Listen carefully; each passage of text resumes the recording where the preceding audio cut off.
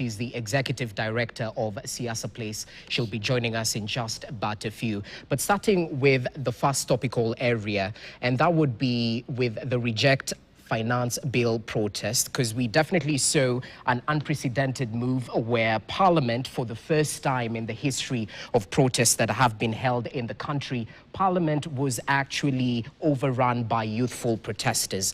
The protesters and this protest we actually witnessed were in large scale last Tuesday, and they seemed to be subdued last Thursday, but they did leave scores dead and numerous injured and property worth millions of shillings destroyed.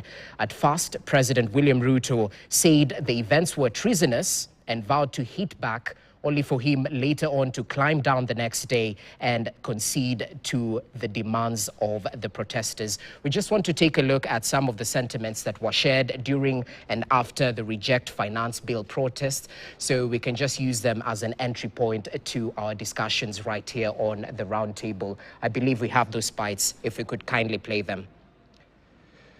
Okay, unfortunately, we don't have them at the moment. So let's just start on that particular note, because Wakili, I'd like to begin with you, because as we reflect on the protest against the executive's excesses, we definitely did see the hard part right now playing out. And as the Sunday Standard puts it, we definitely need to see President William Ruto taking a step forward in terms of undertaking a raft of other measures that need to be addressed in terms of the ever-swelling list of grievances. What do you think are the measures that President William Ruto and the presidency, the government, need to address in terms of priority areas now that Finance Bill is back to Parliament? Well, in light of the finance bill having been, the common phrase, rejected, and the president having heard the voice of the people, I believe that the next course of action that the executive should take is to address the issues. And one of the major issues that has come out is the extravagant expenditure, cutting on cost. And on, I believe on Thursday or Friday, in his second address, he mentioned that he has heard what the young people had said and considered cutting the budget.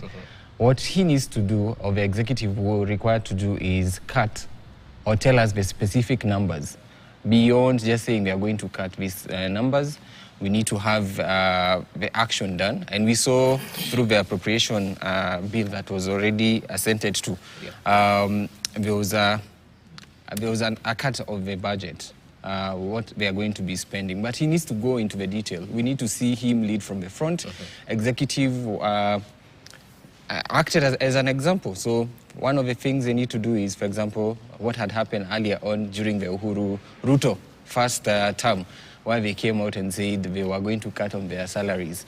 He needs to come out and say they are going to cut their salaries. That's one of the things we would expect to hear from them. The second issue that has been coming out is corruption.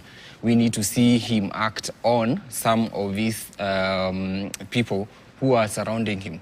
So if it's reshuffling the cabinet, we need to see it, because leadership is seen, it's not only talked about. We need to see action from the president himself. And so I hope probably the next address that the president is going to make is likely to be that he has reshuffled the cabinet, and there's no longer the fear that we have a CAS position being talked about, the prime minister position being removed. We need to see that happening, because these are just extra budgets that he has created, that he's forcing on Mwananchi, who is paying taxes, yet they are not in our constitution. Okay, so interesting. Apart from the finance bill being rejected, as it's famously said, we want to see cut back on government expenditure, equally a clamp down on corruption, walking the talk as per se. Allow me to bring in Nerima, who's just joining us. Karibu sana to the round table.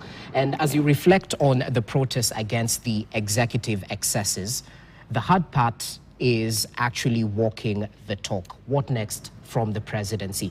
Case in point, in the fight against corruption, we've definitely seen President William Ruto time and time again talk the talk, but walking the walk is a little bit more of a drop in the ocean in terms of the fight against corruption, when we've seen prosecution, arrests, and perhaps firing of high-profile corrupt individuals. What do we need to see going forward from the presidency?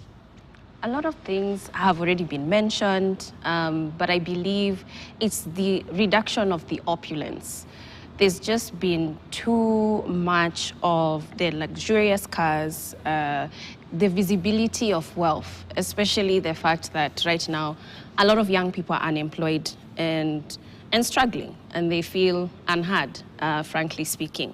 So that sort of thing, we have hardly seen people losing their jobs. We have seen a lot of cases with regards to mismanagement of public resource, and no one being held accountable. And that's a concern. Things like this wouldn't happen in a business or in a company, so why is it happening to an entire country? And these are the questions that a lot of youth are asking. How come heads haven't rolled by now? Even when we look at agriculture, with the scandal that occurred, when we look at counties like Eldoret in regards to education, there are people who have missed an opportunity when it comes to education because money went missing. That's an entire future. And people are upset. So we would love to see firmer action. We would love to see people being held accountable for the issues that are happening in the country and not just talk. And that's why a lot of people are saying, we are past dialogue. We are past dialogue.